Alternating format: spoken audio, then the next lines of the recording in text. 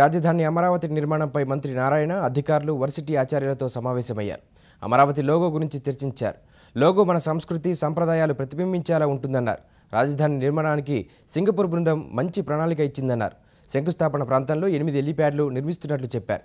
ప్రపంచంలోనే కనీవిని ఎరుగని రీతిలో రాజధాని నిర్మాణం చేపట్టనున్నట్లు నారాయణ చెప్పారు. ప్రపంచంలో ఎక్కడా లేనంత విధంగా యాక్చువల్గా ఈరోజు మన యొక్క అమరావతి నగరంలో రోడ్ గ్రిడ్ని తయారు చేశారు. వాళ్ళు తయారు చేసిన రోడ్ గ్రిడ్ ఇది.